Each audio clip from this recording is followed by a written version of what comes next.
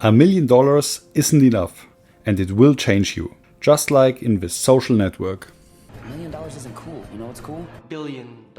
Is it really $1 billion? And why the hell would this change your character?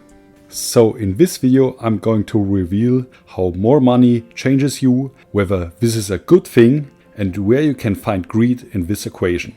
In the end, we have to ask ourselves whether Gordon Gekko was right all along. Is, ladies and gentlemen, that greed, for lack of a better word, is good. Greed is right.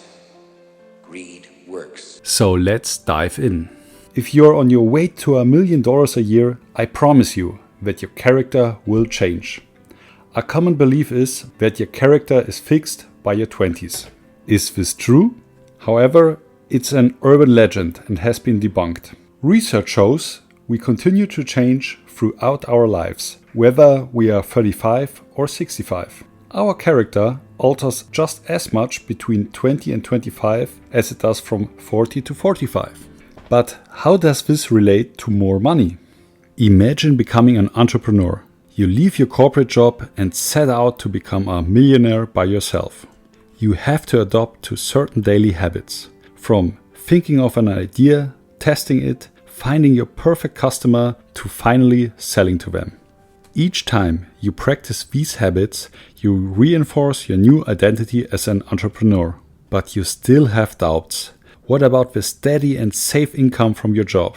As you keep practicing these habits, a new identity forms. James Clear talks about this in greater detail. And with this identity, you change your self-image, worldview, and your judgments change with it. Suddenly, getting to 1 million seems just like a step towards getting your business to the next level. Your ambitions kick in, and your new self is ready for bigger challenges.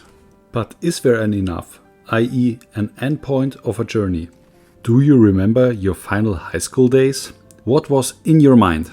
You had just one thing in mind: taking the exams and finally getting your degree. Whether it's school or college, we often see degrees as an endpoint. But what happens next? Maybe you take a day off to celebrate, but most likely you are planning the next steps. Applying for internships, moving out, traveling the world, or climbing the corporate ladder. You realize your degree becomes just a stop on your ongoing journey. This is true for many things in life. You want to get married? It's just the start for a shared life. Getting your dream job?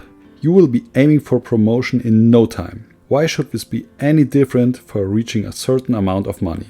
Ali Abdaal sums it up with his mantra, journey before destination. The journey itself is the end goal. Yeah, it sounds like philosophic woo-woo. But if there is a final summit to reach, our only goal can be to enjoy the journey. That's the only way forward. So we mentioned character change and that there is no endpoint. Therefore, was Gordon Gekko right all along and greed is really good? There is a big difference between greed and your ambition. Ambition is self-actualization. It's a desire within yourself to become better, faster, and smarter of yourself. A byproduct of this is very often more money, a good career, and a better sports performance. In this equation, money is never the primary desire. Greed, however, is something external. It's the power and money you desire. You lose your curiosity and your sense of self-worth. Thanks for watching. If you have any special topics you'd like me to make videos about, write me in the comments. Take care and see you.